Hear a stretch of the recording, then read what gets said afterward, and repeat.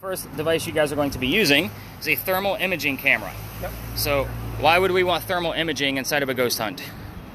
Cold spots. Cold spots. Perfect. Cold spots. It's the old adage that ghosts create cold spots. He's absolutely correct. So you didn't have to go any further than that. That's why I cut you off. I'm like, yes, I finally got the right answer on the first try. So you guys should be able to see me in there, right? Red, orange, and yellow guy. Sorry, fellas. What's that mean? I'm the hottest thing inside the video. Yep. So my bachelorette parties, that kills, just so you guys know. But anyway, we're looking for blue and black. Those are the coldest spots in the frame. And what we're looking for is for them to either take shape or to start moving on their own. So the cool thing about your video that you're going to get back is I have this set up with a blue dot. The blue dot is bouncing around the screen, showing you the coldest spot in the frame at that particular moment. There's also an ambient temperature, crosshairs in the center, so that way we have a comparison. We normally look for 15-degree temperature drops as we're watching our video. Does this capture something always in real time? Not necessarily. A lot of times with the videos that we're going to be using, it's about the review the next day. That's why I give you all the video back. So again, we're going to be doing a few starts and stops with this because this FLIR, which is used by firemen to actually help save people, great piece of equipment, the software sucks. If we record for too long, we're going to lose a lot of footage, and we don't want to do that. So with that, Mike, I'm going to have this one go to you. Okay. So you're going to hold this horizontal with the camera on your left all night long. I'll give you the cues for starts and stops. Okay. Sounds good. The start and stop is the red square, as you were about to hit, which we're already recording, so we're good. Okay, do you want me to stop or do you... Let's go ahead and stop it and let it... And then you got yours going. Perfect. Can this be louder? Yeah, your volume is at the top. That's what got me in trouble the first time. So it's not the button. It's not this guy. It's next to it over here. There we go. Thank you. You're welcome. Do our cell phones impact the equipment? They can if it's an EMF detector, and if it's only touching it. So again, your cell phone being on, most people are like, do I have to shut my stuff off? I'm like, no, there are emergencies in the world. Like, you guys need to answer those phones if something happens. So, but yeah, I appreciate that, thinking out of that. So, welcome to, well, I guess first off, all you communication device people, I am not going to be giving you questions like what color is George Washington's white horse, right? So like what we did over there with the Red Barn. Yep. You're going to be using your spirit boxes and communication devices to get your answers. So where the heck are we? We're at the Eliza and Charles Pinckney Mansion. Their mansion sat in the front of this space, facing East Bay Street. Eliza's garden was lined up with basically where we just came in, all the way across the Five Church Restaurant, and the servant and slave quarters were in the back of the space. So I always like to give you the layout of the land, if I can, before I actually get started with what actually goes on here. So who the heck were Eliza and Charles Pinckney? They had a son named Charles, they had a nephew named Charles. That's 3 different Charleses. Do you guys see where we look for those secondary clues now? Yep. Which Chuck are we chatting with kind of mentality. So, with that said, the son and the nephew were signers of the Constitution for South Carolina. Like, that's a big deal for us, but I hate politics more than everybody here, including Chase. So he just doesn't know it yet. He's like, oh, wow, he used my name, cool. So, with that said, let's kind of get into Eliza. She has a much cooler story. Eliza married Charles at a young age according to today's standards, not the colonial times that she came from. If we're going to ask her how old she was when she got married, you're not going to hear numbers like 12 and 14, like colonial times. Think of today's standards. The reason I bring that up is because her husband, Charles, was over double her age when they married. So it was kind of a creepy age gap back then, definitely a creepy age gap now. So kind of keep that in the back of your brains for those of you listening. Now, she married him because her father was over in England. He thought he was dying. That's where Eliza's from. She didn't think he was dying. She wanted to stay put. It's 1744. She gets married. And you don't get married in 1744 for a green card. We're not even a country yet. But she was correct. Her father did not die right away. Instead, he starts sending her gifts from England to this space, right where we're standing. One of those gifts happened to be the plant seeds of indigo. You guys have been in town for at least 45 minutes to an hour that I know of. You've seen the word indigo somewhere along the way.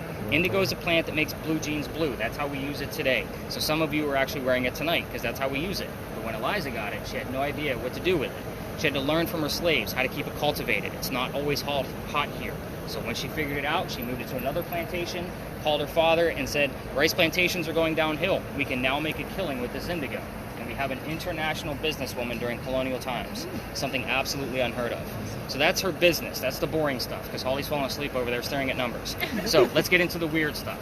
So I'm going to kind of go through different kinds of questions based on your communication device. So Ken, I'm going to start with yours. Yep.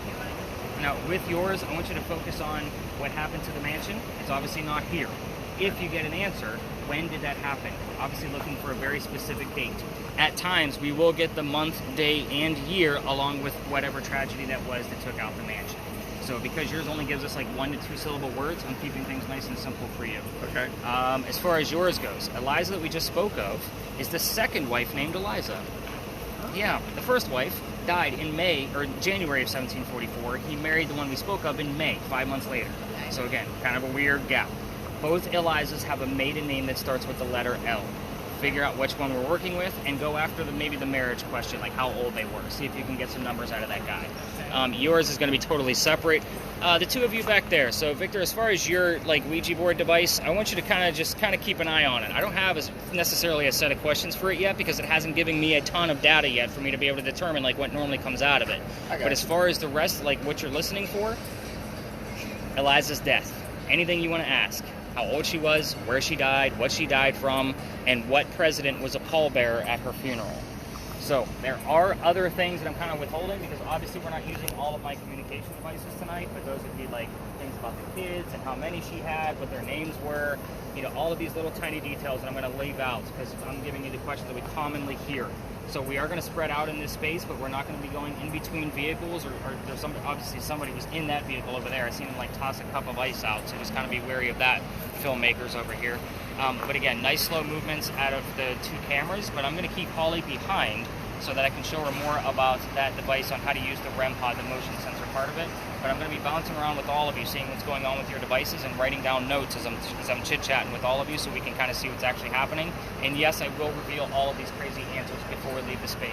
So you are free to go as far as unmuting. That would be the button all the way to the right-hand side, right here. Yep, it's the only button. Keep going down a little bit. I feel it. There you go. All right. So have some fun, guys. I'll be with everybody in just a minute, except for Holly. I'm keeping her behind. So nice slow movements out of you guys. You guys got this. Mike's a pro. I need to give him a job. Look at him go. All right. So,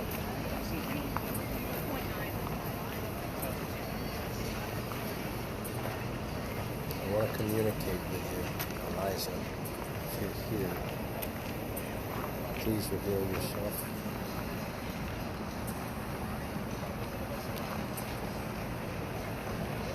There's a reason that I'm here tonight, and I wish to communicate with you.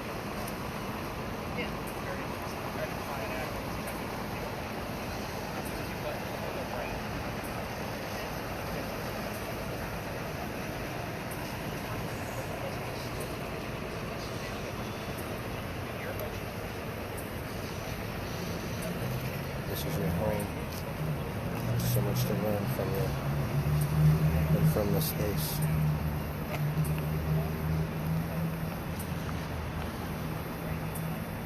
If you're here,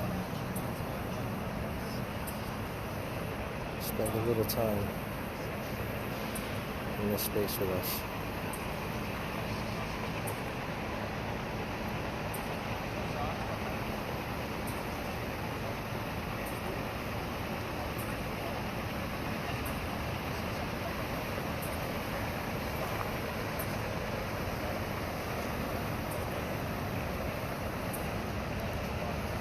I can only assume how difficult learning to cultivate the seeds, the plants, managing the slaves that you had to learn from, as well as control, ensure their safety, as well as your own and your family's. If you're here,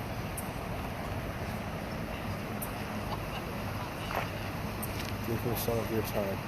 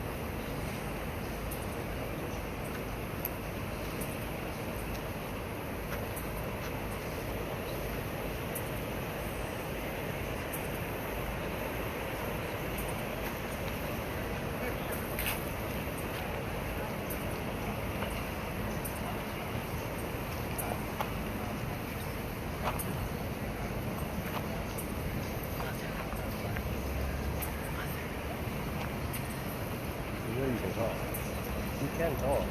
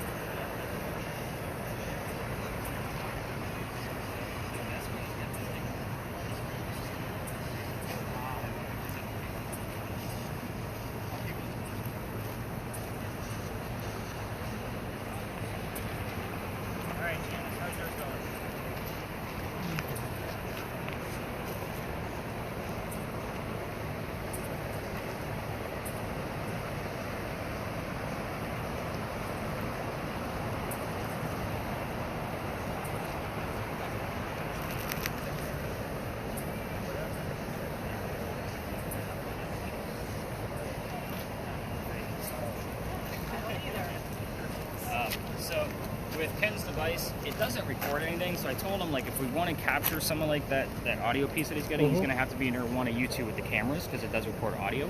So if he comes by and wants to pal around, that would probably be why. Okay, no problem.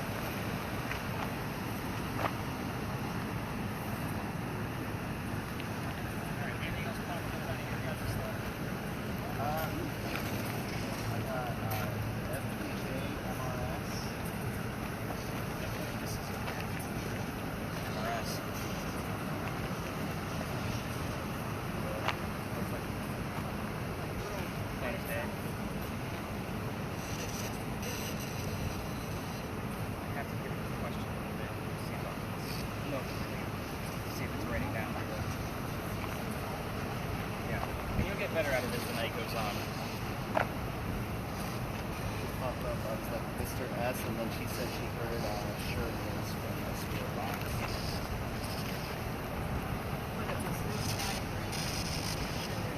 And we do get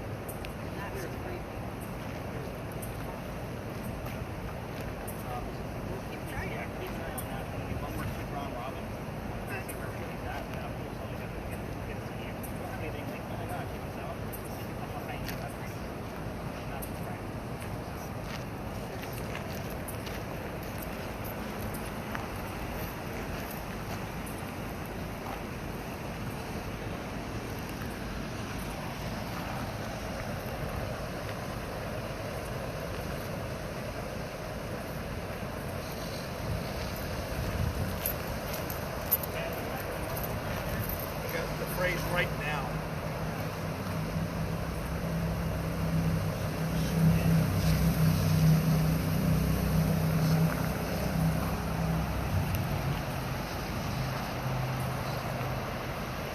Ollie, you got anything coming up? Little guys. It's really light. Even the word list is pretty weak. Like there's nothing going on there either. Anything crazy going on the cam? No.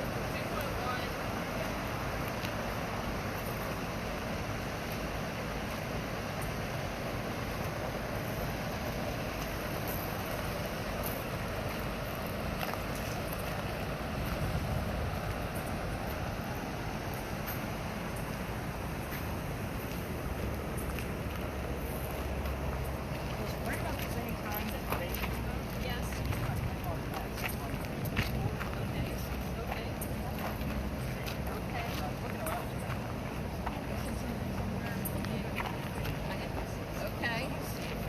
Bay somewhere. Like as a last name. Oh, Because yeah, the South, they usually think that you be like a loose chance, no matter if you're married or not. Right. It's just a matter of respectfulness. But Mrs. Faye would be a last name. grandpa. Yes and no. So Okay, it's all a right. matter of like, and that's too vague. Like, we need something a little bit like who the grandfather Yes. is. And So- you give us a name. Yeah, right. That's Eliza would be great. Or if it's one of Eliza's children, who will tell us who your grandfather was. Yes, we need a name. That's a little too hard for us to understand. We want to hear the story. So tell us what was your grandfather's name?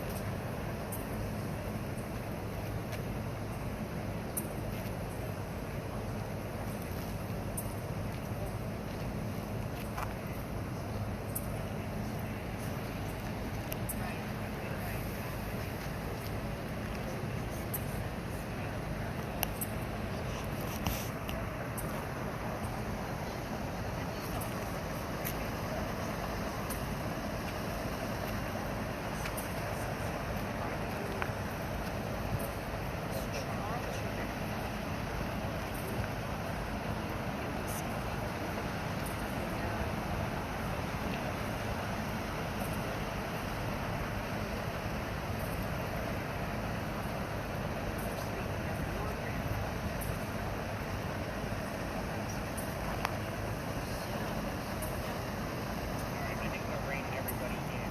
So, Ken, come on in, buddy. Let's go over to the wall again. Do your video, please. Mike, you can carry in this location. But the original Charlestown Wall used to run up Cumberland, right where we crossed down coming down East Bay Street, which means you're standing inside the original city, and you're standing on one of the very first streets we ever had.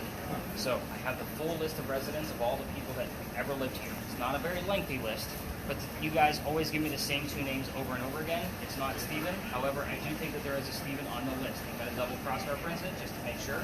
But again, especially with the Q that showed up out of the other one, I want to say, like, I know that there's a Quiggin that lived down here, but I can't remember if it was a David or a Stephen. So I'm going to look into that just to kind of verify what's going on with it. But you guys always give me, we're going to part ways so that she can actually pass through. Yep. Come on through. We'll get out of your way. You guys give me the same two names of Benjamin and John. Now, I did not say Benjamin at any point in time tonight, and lo and behold, every 6 to 7 weeks, you guys always give me those same two names over and over and over again. I don't have anything extensive about Benjamin and John other than John's last name that will show up along with his first name. There were 4 different Johns that lived here in a 60-year time frame, so it's very hard to discern which one it is without a last name. The last name of Johnson will always show up, and yes, his mother was evil and named him John Johnson. So we do get all 3 of those names in the same night, and that usually happens every 6 to 7 weeks. Right now, we're in week 4 of that loop.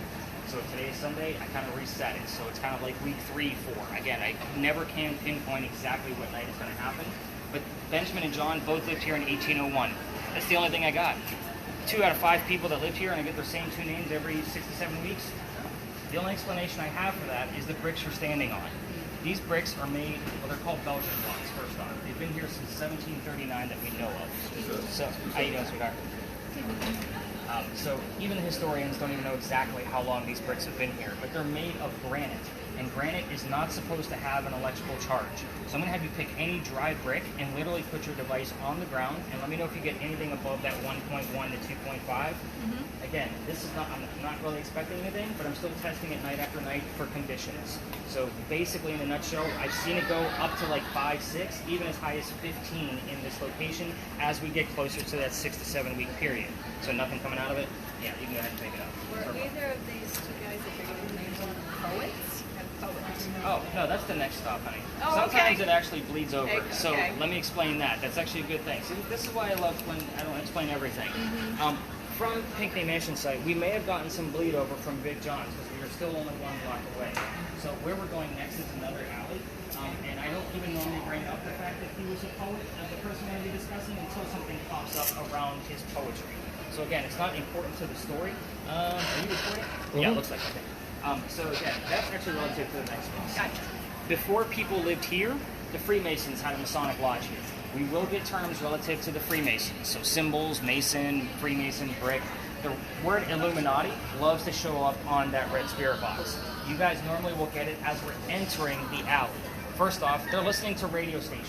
Who the hell is talking about the Illuminati on the radio? Like, that's my first question. The second piece of that is, why are we only getting it in this state? Excuse us, guys. No. Sorry. I was on your tour not long ago. It's I was great. going to say, you look familiar. Fucking great. It's okay, you know you're being recorded. So again, the Illuminati piece, like, it's a very odd thing to hear here, and I did catch it 6 times last year, 3 times this year so far, and I verified every one of them because you guys all claim to hear it, but I have to find it for myself. Again, you guys didn't claim to hear it tonight, so we're going to see what happens when I'm going through the audio and in the morning when I'm going through it. Now, we're going to be exiting this alley, and as we do to get to the next one, we're going to be cutting through a neighborhood. So you guys will kind of stop your video as we exit, because again, we don't want to record houses when we're going through that one. Now, the other alley, I can't take you all the way through like this one because I've been kicked out of it. We are going to go on the one side of it where technically we're allowed to go. It's a Sunday night, so we're not going to be too overcrowded with other tours. It is a staple from other tours, and yes, I will tell you how I got kicked out of there because that's the fun part of the story. So, with that said, any other crazy questions about the stone tape theory? Because basically the bricks are hanging on to the memories of the things that occurred here. So it's like watching a loop, a movie loop. So that's why those names keep showing up here. Okay. Again, it's a weird kind of thing. You have something else? I had a few. Sober, aggression, and act. I could almost say that all 3 of those are relative to the next story. Okay. Like damn close. All right. She's like, yeah, They're let's go to the coming next for me. story. They're coming. All right, they're let's head up anxious. to the next They're gonna stop. talk over there. Oh, I'll take a 2.6. We have something talking about that. Oh, I got maggot. Oh, good. Maggot.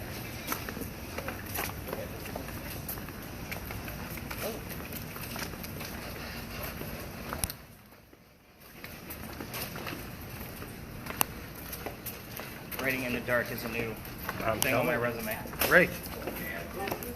What happened? Umbrella.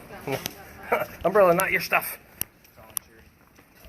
When they're passing by, basically turn it the other way. This is not a name. Fighting Blood. That makes me so happy. That's a good one? It's a great one. Oh, I got Kill. Oh, that's, yeah, we're all over this. Good job, everybody. It's about time. Good, good, good. Whew, finally. There are nights, guys, where nothing, like, is very minimal. Like, we get 1 or 2 little tiny clues, but, like, fighting and fighting blood, kill, like, I'm going to take them. That's good stuff. All right, so, welcome to Philadelphia Alley. This is a weird space. Again, it's kind of a staple. Every ghost tour comes down here. I'm going to tell you this story a little bit differently, only because you're ghost hunting. You guys need different details. I would pay special attention to your Ouija board device, just because it does like to give us little subtle clues in this location. So if you want to get a fresh reset on that, I won't mind at all, so we get a kind of a fresh look. So, Philadelphia Alley. This used to be called Dueler's Alley. This is where some of the duels used to occur for the city of Charleston. Now, we all tell the story of one duel. Here's how this one goes. A doctor moves down here from Rhode Island. His name is Dr. Joseph Brown Ladd. He moves down here because he's supposed to get married to his fiancée, Amanda. Amanda just inherited a bunch of money from her dead parents. She has an attorney helping her out with this money. The attorney thinks that Dr. Ladd is just after Amanda's cash, so he tells Amanda to get rid of the doctor. Dr. Ladd comes to Charleston to prove that he's not just after her money. So as he's coming into town, the coachman set him up to be robbed and killed. It wasn't a very good start to his stay in Charleston. Somebody was walking by and seeing what was about to happen of the doctor being killed, and his name is Ralph Isaacs. I stop on Ralph because he has the same initials as where the doctor came from. Even before we had the little Ouija board, the letters RI would show up here all the time in different formats. So again, it was very eerie. Now that we have the Ouija board, I'm hoping we're going to start getting those a little bit more often. So we just need the secondary clue because that's 2 clues to 2 different characters. Now, Ralph tells the doctor, dude, you don't want to stay here. This guy's going to try to kill you. I know him. Let me get you over to some friends of mine at 59 Church Street. You can rent a room from them and you'll be good to go. Dr. Ladd takes him up on the offer. They're now friends. The longer the doctor stays here in Charleston, the more money he's making, proving his point that he wasn't after Amanda's money, which means Amanda's moving down soon. He becomes known as the Whistling Doctor. Every haunted city you're ever going to visit in the future has a cliched whistling ghost. I can guarantee it. I would put my paycheck on it. However, there is proof of this one. We're going to get to that.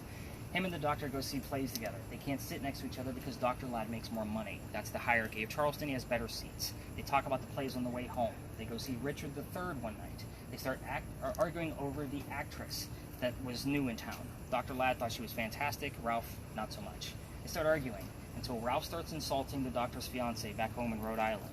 Yeah, it gets pretty ugly. They go their separate ways. Ralph, having a lot of friends here, goes to his friends at the newspaper, puts an ad in the paper telling the whole city of Charleston what he thinks of the doctor. Dr. Ladd sees the newspaper ad. By the way, it was kind of a disgrace to society kind of mentality, hurting his practice. So he sees it and says, let's go to Dueler's Alley. We're going to settle this once and for all. So they come down, they take their 10 paces, they turn. The doctor pointed his gun in the air, and he shot. He did not want to kill his friend. He just wanted to have the courage and bravery to show up to his fight. That's often what happened at a duel, by the way, if you're not familiar with that. Ralph has his 1 bullet still. He puts it in the kneecap on the doctor. Dr. Ladd drops to the ground. His friends pick him up, carry him home to 59 Church Street. He dies 10 days later after refusing medical treatment. You have to remember he's a doctor. He probably tried to bleed this out himself. So, the campfire ghost story part of this is that as you walk through the alley, you can hear the whistles from the doctor. If you're going to try this on your own without me, your tour guide, because again, I'm going to tell you how I got booted out of the other side here in just a moment. Remember that every local knows this story. Anybody walking up and down Cumberland Street or Queen Street from the other side throws a whistle down the alley. I do it every single night. We end over there, my car's over there, which means I have to pass the alley. If my daughter's on the tour, we race to see who's going to throw the whistle first. Just kind of a little fun game we do after every night. So, they also say you can hear gunshots down here, which I call BS. So now I used to take my folks all the way down, and this was before we were using earbuds with spirit boxes. It was like, turn those down. It's a matter of listening to your voice recorder to see if you're going to get a whistle. Everybody wants to try to get a reading down at the other end. Here's why. This alley didn't always go all the way through to Cumberland Street over here. It was cut off. So this was known as Cow Alley, but this was also, those bricks down there are older because those bricks weren't there, obviously. Those ones are sun-dried bricks from slave children. There's a full handprint from a slave child down there and fingerprint swipes. And I'd always point them out because I'm sure you guys picked up I'm all about the history, right? So as a matter of everybody's got to see this to show how far we've come. Everybody wants to try to get a reading out of those damn bricks. That kid's not staring at the brick in the afterlife. It's guaranteed. So, November 26th of 2020, my entire group of 10 wanted to huddle around one brick and try to get a reading. I'm trying to shoo them along, and it's outside the dining room window of a beautiful mansion at the end of the alley. It is residential at the end, and I was in the wrong. I was not supposed to be there. New guy on the block. I played my new guy card. The guy came out screaming. My daughter thought it was great because Dad's getting yelled at, and we moved on. The next day was Thanksgiving. I did not have a tour. I worked in retail management for over 20 years, many of those years being for Walmart. I'm sure you understand why I took Thanksgiving off, and still do to this day.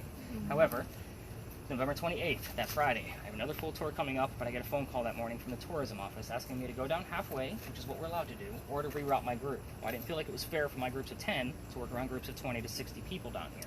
We're kind of fair game tonight, but I told my team, I don't even believe the story we're about to talk about. Like, we're going to go talk about pirates. I'm going to tell you what I know. We're going to wing it and see what happens. That was a long time ago. Tickets were much cheaper, by the way. I cannot wing it anymore. But I'm a vampire guy, not a pirates person. Somebody hears the name Anne on a spirit box before we leave. I told them we were going to be discussing pirates, not which one. We are going to be discussing Anne Bonny, the famous female pirate. When we get up there, I told what little bit I did know about piracy. Somebody else hears the number 300. I have no idea what this means until I'm doing the research the next day. We were there November 28th of 2020. Anne Bonny's trial for piracy was November 28th of 1720. We were there on the exact 300-year anniversary of her pirate trial. So, I keep taking you guys back there. I'm a vampire guy, like I said. I've read more damn books on pirates than I ever cared to in my entire lifetime, trying to piece together a factual story so that we can actually investigate. It is a hit or miss location. Now, the Pinckney Mansion site is usually a hotbed, and we didn't capture much there. So I have no idea what's going to happen up there tonight. But worst case scenario, you're going to learn a lot of weird stuff about pirates, because again, it's kind of a whopper of a story. Anything on your devices before we leave this space? What do we got going on? I have Brayden, B-R-A-Y-D-E-N, Okay. Evolution, and Improve. Yeah, I still like that. Fight to kill and Yeah, all the kill, crazy stuff you guys gave aggression. me. Yeah, nothing new. I have MDOO. You have MD. Doctor? Doctor?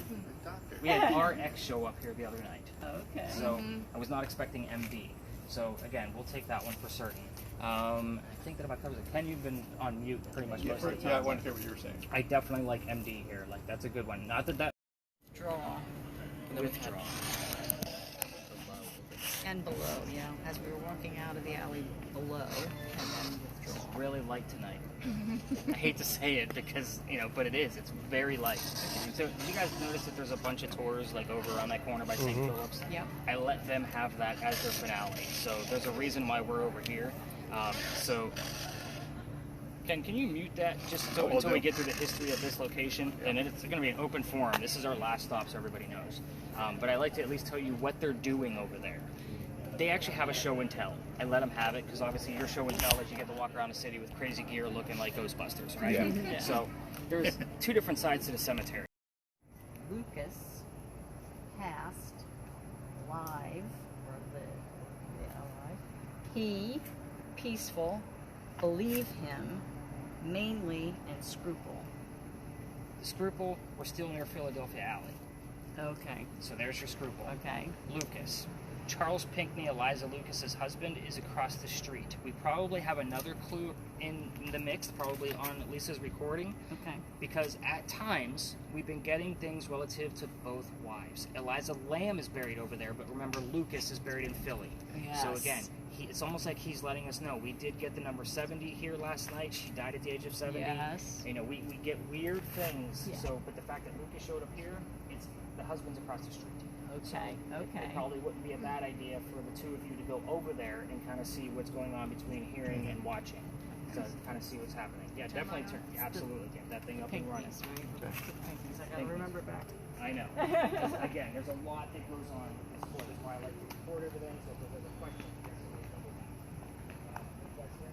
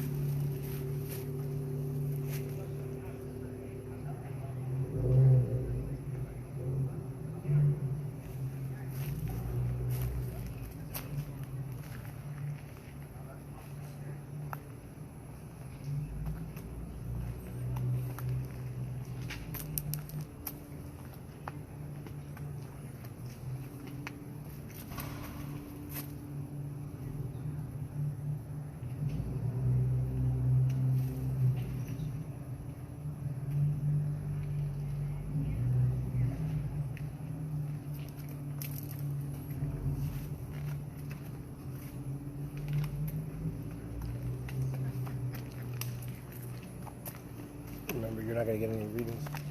You're the best damn camera that I think I've ever been on. Yeah, It's gonna be the most stable video ever.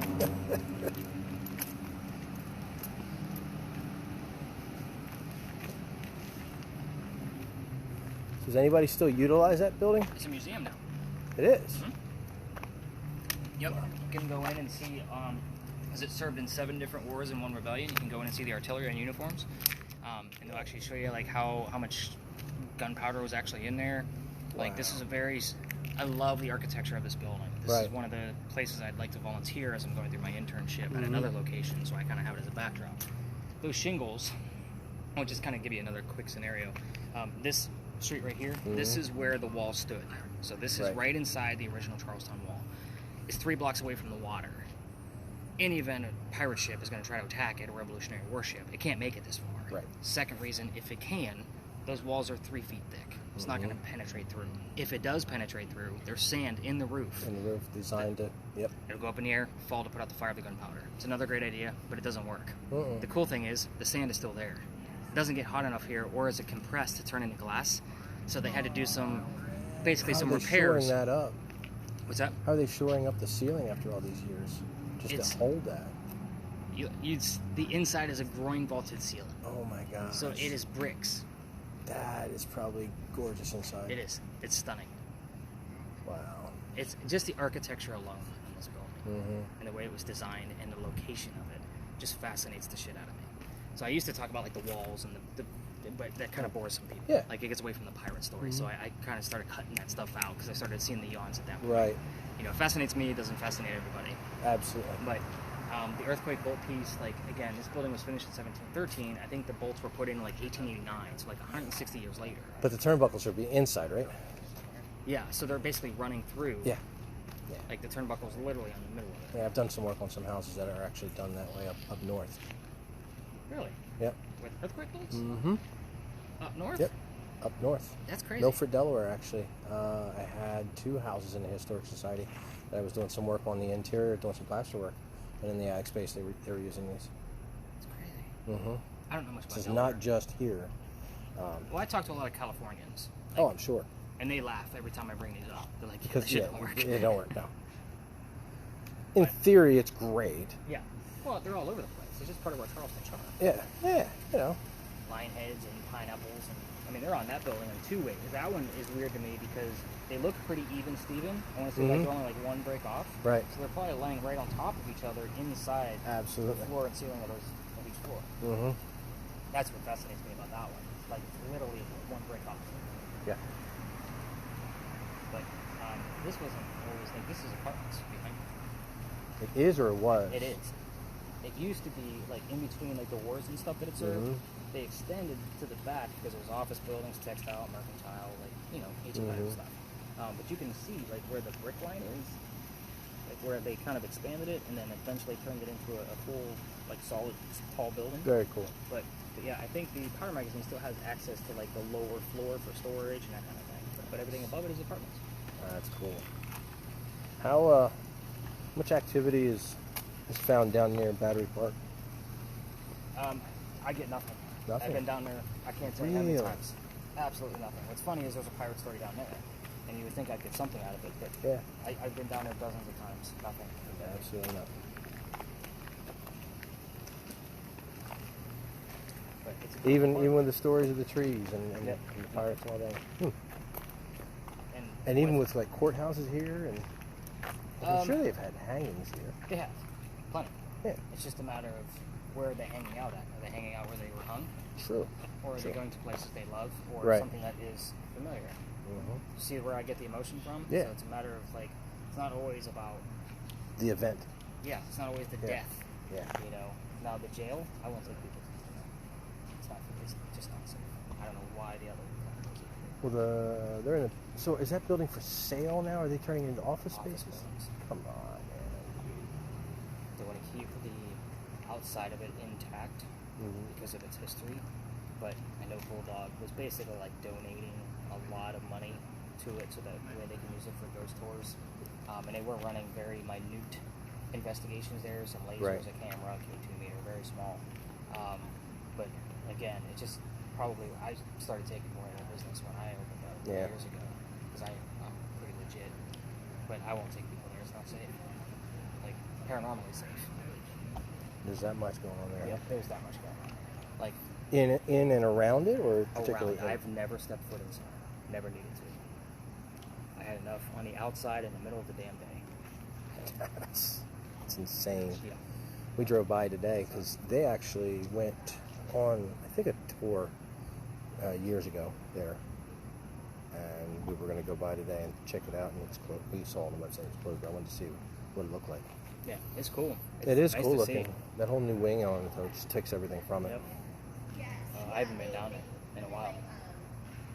So, again, after that last investigation, shit, I think I did that 2.5, 3 years ago. Yeah. I think it was right before I started doing this, like the tours. Mhm. You're like, Everyone's nope. like, oh, you're going to be doing the jail? I'm like, I am not taking your ass to the jail. Like, no. Like, we're going to go learn some happy stories. Right. We're Yeah. going to talk about prominent people. You know what I mean? Like, I am not taking you to a bunch of, cellmates Yeah. that just want to have their story heard. Mhm. That's not what I'm about. Again, I went there because, I had legit Sure. stuff, but Absolutely. it's just not a safe place. I love how Ken looks like he's on a cell phone. He's on a business right? call right He's now. on- yep. So you probably get her to tell you the story about it, but she actually has the photo. They went to the Wright brothers' home, Okay. and they were doing some type of investigation. It might not even been one of their homes. I can't remember exactly how the story was, but she actually has footage of it. Really? Yeah, they really do. They go to Delaware, Peepash Island a lot. Okay. They do that, and then they traveled to do certain things. I don't think they've done stuff like this quite. This is pretty advanced from what I've gathered. They've done the dowsing rods. They've done the Yeah. spirit boxes before, but I think she was given some alone time, which is how she got whatever footage she got. I'm going to go interrupt his call. I'm going to see what he has. Yeah, He's I'm good, focused. man. I love it.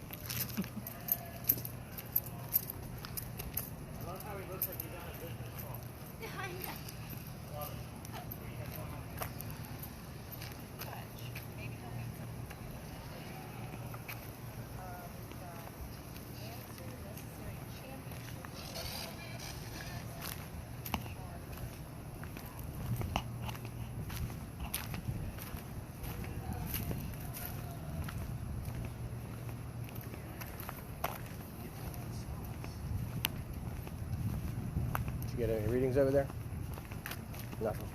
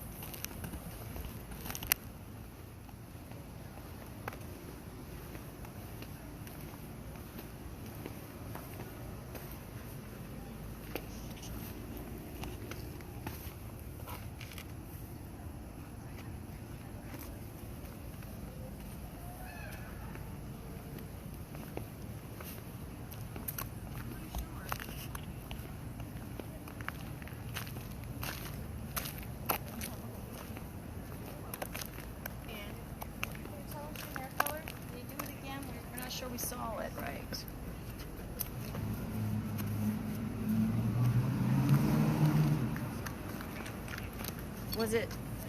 It was a green one, but Yep. But I saw it look red.